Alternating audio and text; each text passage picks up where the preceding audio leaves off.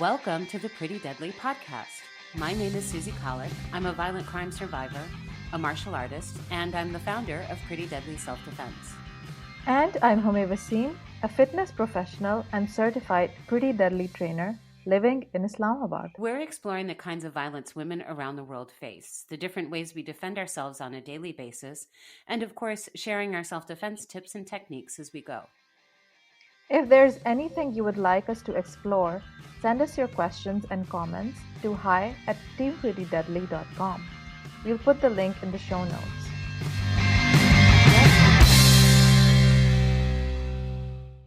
Hi, Hume.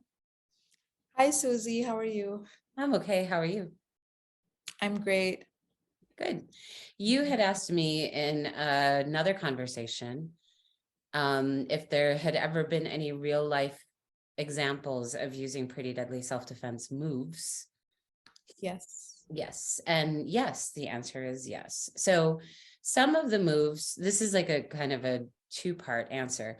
Some of the moves that we use in Pretty Deadly are moves that I used in real life before Pretty Deadly. Oh, wow. And some of the moves in Pretty Deadly are moves that women have used in real life after Pretty Deadly. Nice. So it's Can you nice tell to which know that moves? they work both ways. What's that? Can you tell us which moves they are and the Okay. situations? So the situations, the most common move that we get reports back from people is something that we call in Pretty Deadly Little Mermaid.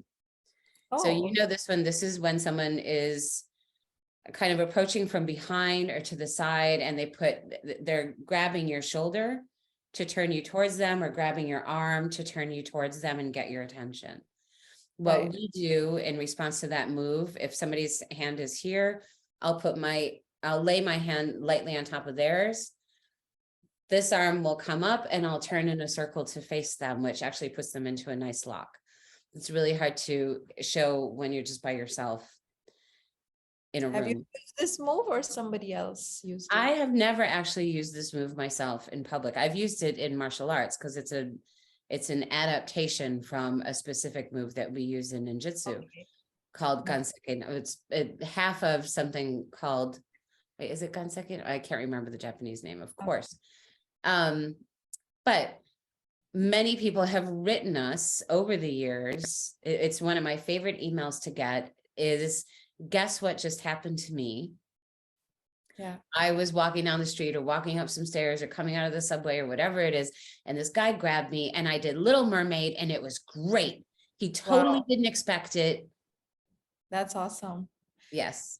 It is a pretty impressive move. I remember when we were being trained, it was like, wow, this really works. You can literally twist a person. Yeah, it really works and it's really easy to do.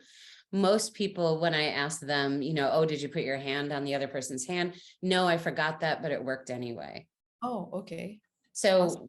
what I love about these emails when I get them is that what they're saying to me is that the person who's experienced this violation, because she had a tool to respond with, the response was a choice. I mean, it might have been an automatic reaction, but at the same time, she felt empowered by her response. And that incident has now kind of been put in the same compartment as someone just bumping into you on the sidewalk, as opposed to becoming a part of your story of trauma. Right. Right. So it's reduced the traumatic effect of the incident because there's been an empowered response to it. Yeah. So it's not that intimidating anymore. It's more empowering. Right. But it's also like when we can respond to something in that way, kind of like when somebody bumps into you on the sidewalk, it might even be obnoxious and you'll be like, what are you doing? Like if you live in New York, but you get over it and you get on with the rest of your day. You don't really carry it with you for the rest of your life. Right. But oftentimes if somebody grabs me like that and I'm not expecting it, it may feel traumatic, regardless of whether they do anything or not. So this move actually comes from when I lived in Paris. And in Paris, especially around the area called Pigalle and now Sopi, which is South Pigalle, There's a strip of road, I guess. It's like a kind of a walkway with benches and like a median. That's the word I'm looking for. On Boulevard de Clichy or Barbès Rochechouart, depending on what part of the street you're on. When you're walking along this strip, which is a quite nice place to walk, when I lived there was a bunch of men who would hang out there called dragueurs. And they were just guys who would just like hit on any woman that would walk by. But often they would come up behind you and they would grab your shoulder, grab your arm to turn you towards them. They'd be running, trying to get your attention, and then they'd want to grab you. They weren't there to like steal your wallet or anything. They really were just hitting on you. And the Literally. problem as an American woman, because for some reason American women have, it's probably from Hollywood, but American women have a reputation in a lot of places in the world as being very easy and loving sex, and will have sex with anyone. That's what they seem to think. So Even in France, yeah, France itself is considered very open sexually. So yeah. good job. So oftentimes when these men grab you, the first thing they ask is, where are you from? And if you say American, then it's really, really hard to get rid of them. Oh no. So I can remember all the times that men grabbed me like this and asked me where I was from. Right. And that's why we incorporate this move. But had I responded in this way, I might not remember so much anymore. It might just be like, oh yeah, I bumped into this guy and whatever, it was annoying. He jostled me and it's done. And then I forget about that for the rest of my life. So that's why we have that. If you go, as an aside, listeners, if you are an American and you travel to Paris and you get hit on by one of these guys and they ask you where you're from, tell them that you are German. And that will get rid of them immediately. Wow. Don't ask me why. I don't know what they can't tell by your accent. Their English isn't good enough to really determine accents. Just say that you're German and they will immediately walk away. It works like a charm anti-charm every single time. It's like a man repellent, apparently. It's great. I will keep that in mind. I don't know if I can pass as a German, but I don't know. yeah, I Just can say say it. don't touch me. Yeah, you don't even have to just say I'm German, and literally they'll like, I'm from Germany, and they'll leave you alone. But this is very interesting to me because this also shows that some people will harass you based on their idea of what your nationality represents. Yep, absolutely. Which is very strange. Yeah.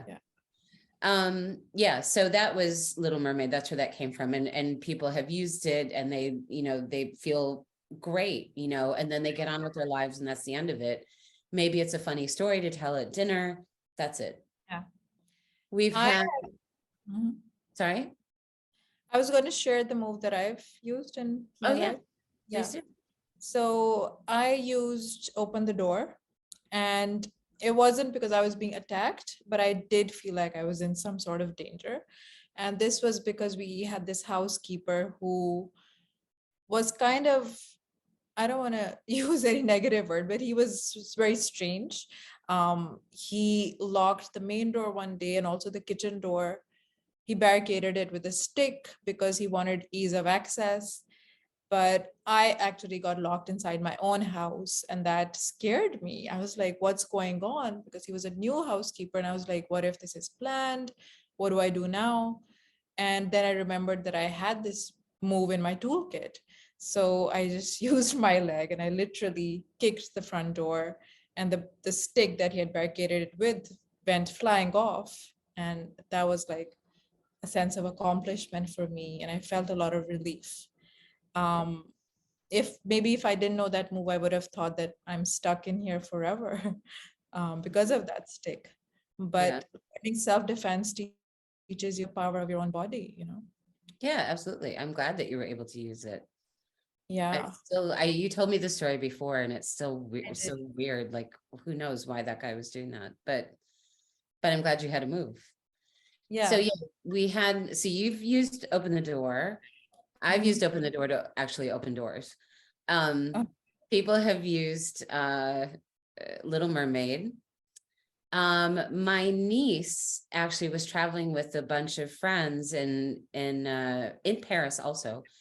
And they used a move, and now I don't remember which one. I think they used the shut up move to get rid of somebody who was harassing them. We've had I'm trying to remember what else we've had. We've had like quite a few. We taught one 2 weekends ago, which we don't teach in our basic program at the moment, which is called the Frenchman. And this is a move that I used in real life against a Frenchman. It's this all comes back to Paris for some reason. That's not to say that Paris is like the most dangerous place on earth, but apparently it's where I was running around not Feeling very safe. No, I was feeling really safe. I think that's why I probably made some dumb decisions and got myself into these situations.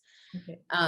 Maybe, I don't know. But nonetheless, that move is really using your elbows to get someone off of you when you're on your stomach and they're laying on top of you. Oh, okay. So it's a combination of using your elbow and then pushing off with your hip to flip them off of you. That sounds complicated, but it's actually super easy. Yeah. This was in harmony self-defense as well. Yeah. Right. Yeah. Yeah. So I think those are the only ones I can think of off the top of my head. Okay. Otherwise, it's more about what I hear from people is feeling confident. Right. I've heard stories of people who they've accidentally gotten off on the wrong bus stop and are in an unfamiliar area, and they start to feel really nervous. And then they remember like, oh, okay, I've got a fighting stance. I've got all these tools in my toolkit. I understand that this is what my self-defense system is doing. And that's why I'm like hearing things and seeing things that, my hearing is acute, my eyesight is really sharp. And that makes people feel calmer, like, okay, I understand what's happening in my body. And I know that I can rely on these tools that I have.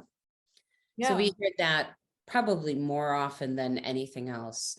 Oh, and the step back move, we've also gotten reports of that one. Awesome. I definitely have more of a pep in my step after I learned self-defense. Yeah, I mean, just emotionally, I believe it can make you much more confident as a person. So that's great. Yeah, I think, yeah. I hope it makes people more confident in their bodies, because I think sometimes people feel like confidence means that they're bigger in their personalities, and that's not always the case. It's more about just knowing that you can rely on yourself.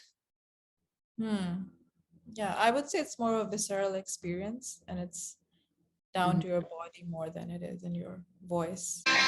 You're listening to the Pretty Deadly Self-Defense podcast, hosted on Acast and available on iTunes, Spotify, Audible, and our website at prettydeadlyselfdefense.com, and wherever you get your favorite pods.